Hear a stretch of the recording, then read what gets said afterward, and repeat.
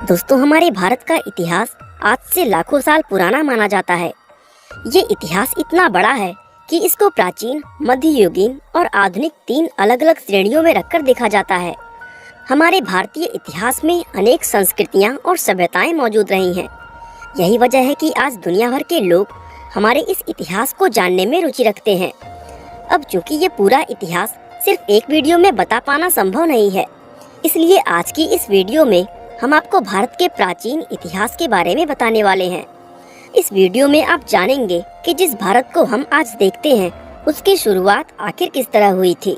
दोस्तों, इतिहासकार बताते हैं कि भारत में आधुनिक मनुष्य यानी होमो सेपियंस आज से लगभग 65,000 साल पहले अफ्रीका से आए थे।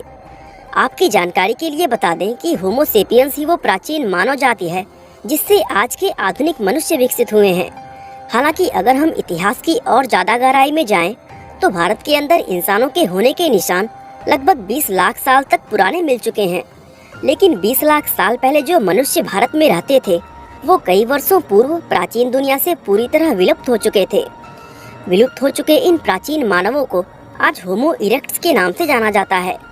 आमतौर पर ये कहा जाता है कि होमो इरेक्ट्स दुनिया में सबसे पहले अफ्रीका में विकसित हुए थे और फिर वहाँ से पलायन करके वे दुनिया के दूसरे देशों जैसे भारत, श्रीलंका, चीन, इंडोनेशिया और जॉर्जिया आदि में फैल गए।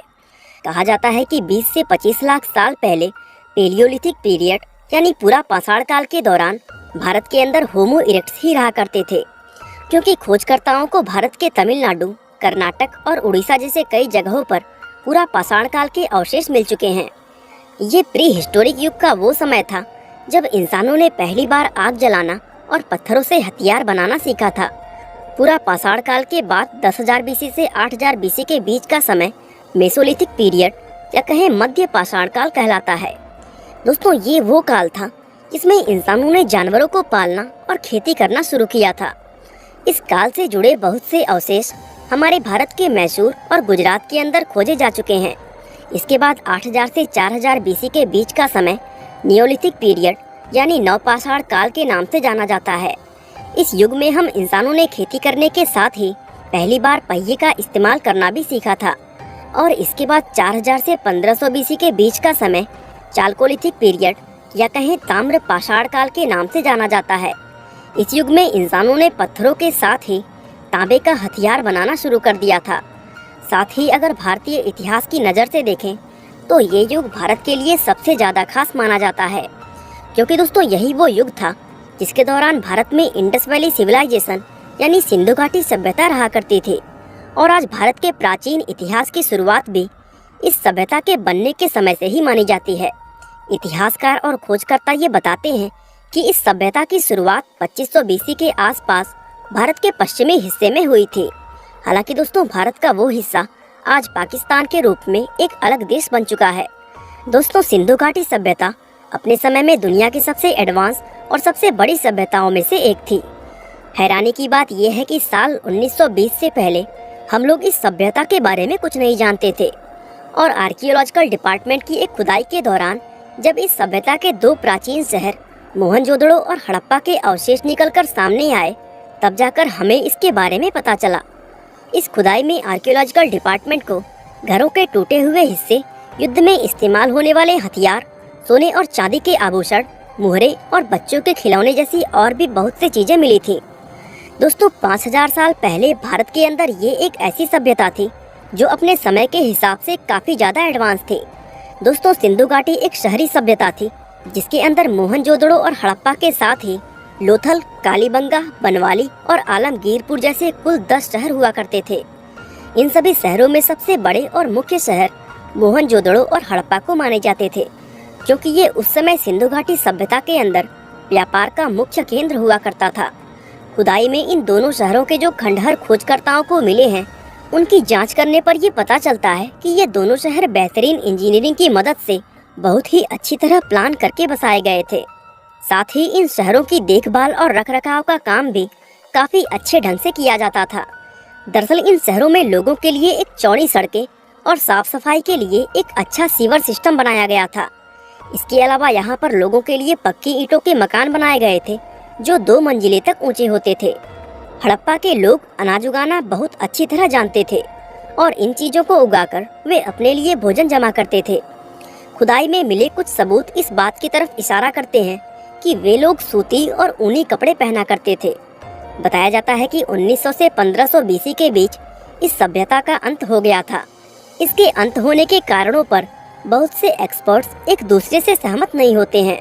अलग अलग एक्सपर्ट्स इस सभ्यता के विलुप्त होने के अलग अलग कारण बताते हैं। इसमें भूकंप, बाढ़, युद्ध, आक्रमण और महामारी जैसी घटना शामिल है। दोस्तों, भारत में सिंधु घाटी सभ्यता के बाद एक नई सभ्यता का विकास हुआ। उसको आज हम वैदिक सभ्यता के नाम से जानते हैं। इस सभ्यता का नाम वैदिक इसलिए रखा गया क्योंकि इस समय की मुख्य जानकारी हमें वेदों से प्राप्त होती है। आपकी जानकारी के लिए बता दें कि वेद प्राचीन भारत में लिखे गए हिंदू धर्म के बुनियादी धर्म ग्रंथ माने जाते हैं। दरअसल 2000 बीसी से 1500 बीसी के बीच आर्य सेंट्रल एशिया से भारत के अंदर आए थे। दोस्तों, आर्यों की भाषा संस्कृत हुआ करती थी और उन्होंने ही भारत में वैदिक सभ्यता की शुरुआत की थी। ये सभ्यता सरस्वती नदी के किनारे के क्षेत्र में विकसित हुई थी, जिनमें आज भारत के पंजाब और हरियाणा राज्य आते हैं। आज इस वैदिक काल को दो अलग अलग हिस्सों में बांटकर देखा जाता है। इसका पहला हिस्सा पूर्व वैदिक काल कहलाता है, जिसकी अवधि 1500 बीसी से 1000 बीसी तक मानी जाती है, और इसके दूसरे हिस्से को उत्तर वैदिक काल कहते हैं, जो 1000 बीसी से 600 बीसी तक रहा था। कहा जाता है कि आर्यों ने ही सबसे पहले लोहे की खोज की थी। इस सभ्यता में व्यापार के लिए बार्टर सिस्टम का इस्तेमाल किया जाता था, यानी अगर किसी व्यक्ति को कोई चीज खरीदनी होती थी तो वो उसके बदले में दुकानदार को अपनी कोई चीज देता था। इसी तरह लोग एक दूसरे के साथ चीजें बदलकर व्यापार किया करते थे। दोस्तों, भारत के अंदर जैन और बौद्ध धर्म का प्रसार वैदिक सभ्यता के दौरान ही शुरू हो गया था। दरअसल जैन धर्म के प्रसार की शुरुआत करने का श्रेय भगवान पार्श्वनाथ को जाता है, जो जैन धर्म के 23वें तीर्थंकर माने जाते हैं। भगवान पार्श्वनाथ का जन्म सन 872 बीसी में वाराणसी के अंदर हुआ था और वह पूरे 100 साल तक पृथ्वी पर जीवित रहे। इसके बाद 772 बीसी में पारसनाथ पर्वत के सम्मेद शिखर पर उन्होंने मोक्ष की प्राप्ति की। भगवान पार्श्वनाथ के बाद पृथ्वी पर भगवान महावीर का जन्म हुआ, जो जैन धर्म के 24वें तीर्थंकर माने जाते हैं। भगवान महावीर का जन्म आज से करीब 2500 साल पहले सन 599 बीसी में कुंडलग्राम नाम की एक जगह पर हुआ था। 30 साल की उम्र में भगवान महावीर ने राजपाट त्याग कर संन्यास धारण कर लिया था और 12 साल तपस्या करने के बाद उन्हें ज्ञान की प्राप्ति हो गई थी।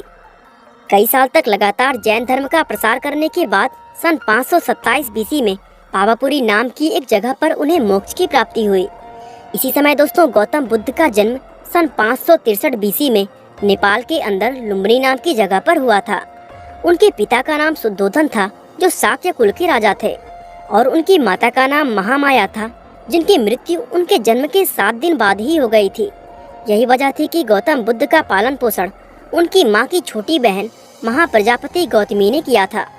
दोस्तों, गौतम बुद्ध 29 साल की उम्र में अपने नवजात बेटे राहुल, पत्नी यशोधरा और अपने राजपाट को त्याग कर ज्ञान की खोज में जंगल चले गए थे, और कई साल कठोर तपस्या करने के बाद आखिरकार उन्हें ज्ञान की प्राप्ति हुई और वह गौतम बुद्ध से भगवान बुद्ध बन गए। आज दुनिया भर में फैला हुआ बौद्ध धर्म उन्हीं की शिक्षाओं पर आधारित है। कई साल तक लोगों को शिक्षाएं देने और बौद्ध धर्म का प्रसार करने के बाद सन 483 बीसी में उत्तर प्रदेश के कुशीनगर में उनका निधन हो गया। दोस्तों, भारत के अंदर 600 बीसी के आसपास बड़े बड़े साम्राज्यों के बनने और शहरीकरण की शुरुआत हो गई थी, और ये बदलाव धीरे धीरे लोगों के अंदर से वैदिक रूढ़िवादी विचारधारा को खत्म कर रहा था। साथ ही भारत में बौद्ध और जैन धर्म के कारण शुरू हुआ श्रवण मूवमेंट भी वैदिक कल्चर के लिए काफी नुकसानदेह साबित हुआ, और इन सब का नतीजा ये हुआ कि 500 बीसी तक आते आते वैदिक सभ्यता का अंत हो गया। इस सभ्यता के बाद भारत में महाजनपद का दौर शुरू हुआ, जो 500 बीसी से 345 बीसी तक रहा था। बताया जाता है कि इस दौरान भारत में 16 अलग अलग साम्राज्य हुआ करते थे, और इन सभी साम्राज्यों को एकत्रित रूप से महाजनपद कहा जाता था। महाजनपद को भारत के प्राचीन इतिहास में बहुत ही महत्वपूर्ण माना जाता है, क्योंकि सिंधु घाटी सभ्यता के खत्म होने के बाद पहली बार महाजनपद के अंदर ही फिर से बड़े बड़े शहरों और नगरों का निर्माण शुरू हुआ था। भारत के महाजनपद में मौजूद ये साम्राज्य उत्तरी अफगानिस्तान से बिहार और हिंदू कुश से गोदावरी नदी तक फैले हुए थे। बताया जाता है कि इन सभी 16 साम्राज्यों में मगध साम्राज्य सबसे ज्यादा शक्तिशाली हुआ करता था। दोस्तों, नंदा राजवंश की शुरुआत 345 बीसी में हुई थी और इस विशाल राजवंश के स्थापित होने के साथ ही महाजनपद की समाप्ति हो गई थी। ये एक बेहद शक्तिशाली साम्राज्य था जिसने उत्तरी भारत के एक बहुत बड़े हिस्से पर शासन किया। इस साम्राज्य की शुरुआत महापद्म नंद ने की थी, जो एक शक्तिशाली और बुद्धिमान राजा थे, और उन्होंने ही इस साम्राज्य का विस्तार भारत के इतने बड़े भूभाग तक फैलाया था। भारत के इतिहास में नंदा साम्राज्य को बहुत ही महत्वपूर्ण माना जाता है, क्योंकि इस राजवंश के राजाओं ने एक ऐसा एडमिनिस्ट्रेटिव सिस्टम तैयार किया था जो इस तरह के विशाल साम्राज्य को अच्छी तरह चलाने में सक्षम था। ये एडमिनिस्ट्रेटिव सिस्टम इतना असरदार था कि ये मौर्य काल के दौरान भी चलन में रहा था। बताया जाता है कि नंदा साम्राज्य की विशाल और ताकतवर सेना में 2 लाख सैनिक, 20,000 घुड़सवार, 2,000 रथ और 3,000 हाथी शामिल थे। बौद्ध और जैन धर्म के पौराणिक शास्त्रों में बताया गया है कि नंदा वंश में कुल 9 राजा रहे थे, लेकिन अलग अलग सोर्सेज से इन राजाओं के नाम अलग अलग निकल कर आते हैं। इस वंश का आखिरी राजा धनानंद था, जिसको महापद्म नंद का बेटा माना जाता है। दोस्तों, सन 322 बीसी में चंद्रगुप्त मौर्य और नंदा राजवंश के राजा धनानंद के बीच एक बहुत बड़ा युद्ध हुआ था। इस युद्ध में राजा चंद्रगुप्त की जीत हुई, जिसके चलते भारत से नंदा राजवंश हमेशा के लिए खत्म हो गया। इस जीत के साथ ही भारत में मौर्य राजवंश की शुरुआत हो गई थी। दोस्तों, युद्ध में मिली इस जीत और मौर्य वंश की स्थापना का श्रेय राजा चंद्रगुप्त के साथ ही उनके मंत्री रहे चाणक्य को भी दिया जाता है। मौर्य राजवंश उस प्राचीन भारत का एक बेहद शक्तिशाली साम्राज्य हुआ करता था। इस राजवंश ने भारत पर 137 सालों तक शासन किया। बताया जाता है कि राजा चंद्रगुप्त ने भले ही इस राजवंश की नींव रखी, लेकिन इस साम्राज्य का असल विस्तार सम्राट अशोक के शासन में हुआ था। उस समय मौर्य वंश का शासन बांग्लादेश से लेकर अफगानिस्तान तक फैला हुआ था। मौर्य राजवंश में कुल 10 शासक रहे, जिसमें चंद्रगुप्त मौर्य के अलावा राजा बिंदुसार, दशरथ और सम्राट अशोक जैसे राजा भी शामिल थे। इस वंश के आखिरी शासक वृहद्रथ थे, जिनकी हत्या उनके खुद के सेनापति ने कर दी थी। इस हत्या की वजह से ही सन 150 बीसी में मौर्य राजवंश का अंत हो गया था। दोस्तों, मौर्य राजवंश खत्म होने के बाद भारत के अंदर कई अलग अलग राजवंश आए, जिसमें शंगु, कुषाण और सातवाहन वंश शामिल थे। इन सभी राजवंशों ने भारत के अलग अलग हिस्सों पर अलग अलग समय में शासन किया।